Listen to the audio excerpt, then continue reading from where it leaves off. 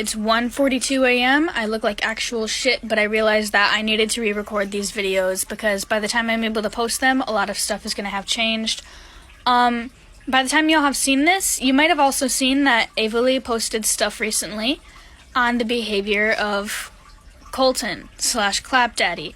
Now, I suggest you watch those first because she does have a bigger platform and I know she's going over the basics, so I'm not going to.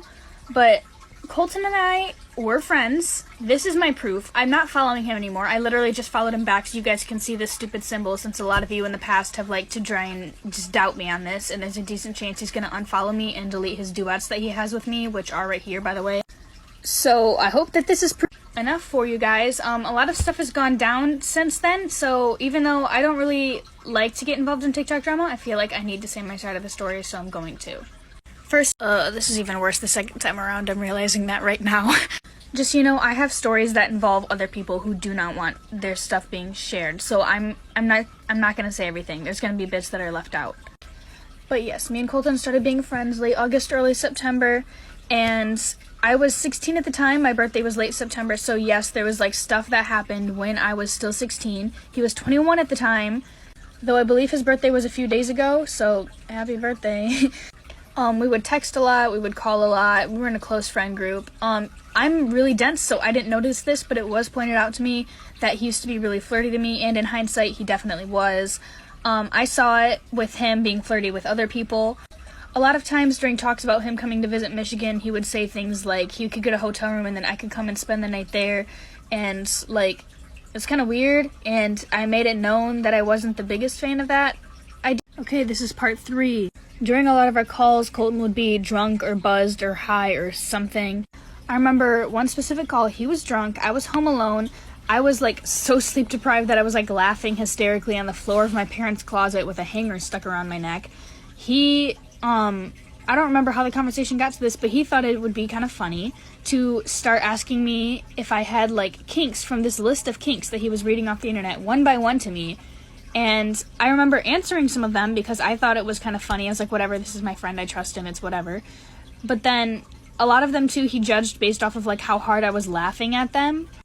And by the end of this call, he had a pretty accurate list of my kinks and then continued to make sure that I was aware that he had like the same list. So yeah, we would joke about the list and would consistently make bottom jokes and stuff. And he would do it about me, which is like super weird considering I'm a minor and there's definitely boundaries that were crossed there. Okay, part 4. Yeah, I shouldn't have trusted him with this information, but I did. And as the adult in the situation, talking to a minor, I do not think it was right for him to consistently bring this information up and consistently make jokes about me being a bottom. It's just not okay.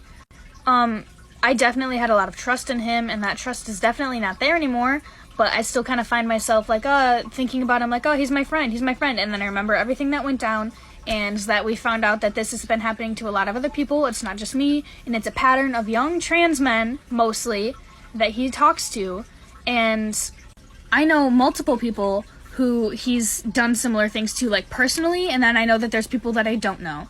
I know there were also a lot of jokes, with me and others about, like, yeah, I can't wait to visit you when you turn 18. I'm not sure how many other people are going to be speaking out on this, but know that they're out there, and it's, like, a real situation. Part 5, final part. So I was in relationships throughout our entire friendship, which is not the main problem here, but you know. So he had no problem with any of this stuff while I was in a long-distance relationship. Actually, he was probably drunk, so he probably doesn't remember this, but he called me his bisexual awakening because I helped him figure out where his place was in the LGBT community, like I was the one who defined it all to him. That was weird as shit. And then when I ended my long-distance relationship for somebody who lived much closer, he got pouty and stopped talking to me as much. So I guess this is the first he's hearing from me in a while. So hi Colton, your name is in this sour jar. So yeah, our friendship is over, and I suggest that you just unfollow him, block him, do not talk to him, especially if you are a young trans guy, since that seems to be his type. And please, please, please, please, please stay safe, okay?